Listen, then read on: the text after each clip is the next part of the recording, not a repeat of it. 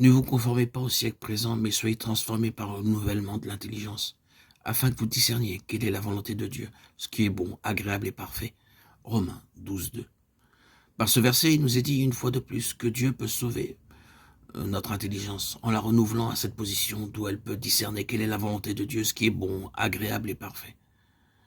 Avez-vous jamais pensé à ce qui vient d'être dit? Une intelligence renouvelée peut réellement discerner quelle est la volonté de Dieu, ce qui est bon, agréable et parfait.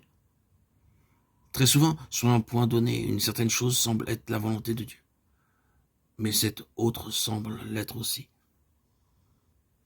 Combien de fois nous nous trompons à propos de l'une ou de l'autre? Mais une intelligence renouvelée ne commettra pas d'erreur concernant la volonté de Dieu. À moins que notre intelligence ne soit renouvelée, nous ne serons pas capables de discerner quelle est la volonté de Dieu, et par conséquent, nous n'aurons pas l'expérience d'un plein salut. Cependant, Dieu ne nous a pas sauvés seulement au point où nous en sommes aujourd'hui. Il veut même davantage. Il veut en plus nous sauver à une parfaite position. C'est à ceci que nous devons aspirer. Nous devons remercier Dieu parce que c'est accessible aussi bien que possible. Nous renversons les raisonnements et toute hauteur qui s'élève contre la connaissance de Dieu et nous amenons toute pensée captive à l'obéissance de Christ. Nous sommes prêts aussi à punir toute désobéissance lorsque votre obéissance sera complète. 2 Corinthiens 10, 5, 6. Ces deux versets nous montrent que Dieu peut sauver notre pensée et l'amener à l'obéissance de Christ. Posons-nous cette question. Suis-je capable de gouverner mes propres pensées? Nous savons bien que nous ne réussissons pas à maîtriser beaucoup de nos pensées. Néanmoins, Dieu nous enjoint à ne pas avoir un grand nombre d'idées confuses. Il les conduira toutes à l'obéissance de Christ. Puis-je vous demander, vos pensées obéissent-elles au Seigneur? Il n'est pas juste d'entretenir des pensées vagabondes, des pensées impures et un désir secret pour le monde. De telles pensées indiquent sûrement que vous n'avez pas encore obtenu un plein salut. Car le salut du Seigneur peut amener chaque pensée d'un croyant à l'obéissance de Christ. Ceci est accessible. Nous pouvons livrer toutes nos pensées et raisonnements à Christ pour qu'il lui soit soumis, car ceci est conforme au salut préparé pour nous en Christ.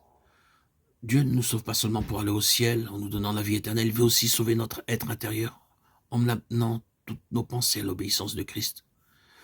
Louons le Seigneur parce que ceci n'est pas seulement possible, mais aussi accessible. Il peut nous sauver au plus haut degré. C'est pourquoi saignez les reins de votre entendement, soyez sobres, ayez une entière espérance dans la grâce qui vous sera apportée lorsque Jésus-Christ apparaîtra. 1 Pierre 1,13. Cette parole nous informe que Dieu peut sauver nos pensées au point qu'elles ne soient plus dispersées, mais qu'elles soient concentrées. Comme nous savons, autrefois, les vêtements des Juifs pendaient plutôt détachés du corps. Ils n'avaient pas de boutons. Chaque fois qu'une personne se mettait au travail, il devait se ceindre les reins afin de faciliter ses mouvements. Nos pensées dispersées sont comme des vêtements qui ne sont pas sains. Cependant, Dieu peut rassembler nos pensées dispersées comme une personne saine, sereine. Très souvent, nos pensées, quoique n'étant pas impures, sont dispersées et ne convergent pas. Dans la prière, dans l'étude de la parole de Dieu, notre entendement vague, livré à lui-même. Nos pensées ne sont peut-être pas mauvaises, mais même des pensées bonnes et de bon goût ne sont pas conçues au bon moment. Ceci est parce que les reins de notre entendement ne sont pas sains et donc pas concentrés. Pourtant, Dieu peut maîtriser notre entendement et faire converger nos pensées. Si notre entendement manque du pouvoir de concentration, nous avons encore à expérimenter le plein salut du Seigneur.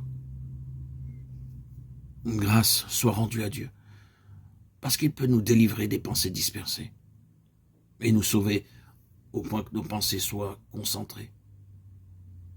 Ceci est possible et à notre portée.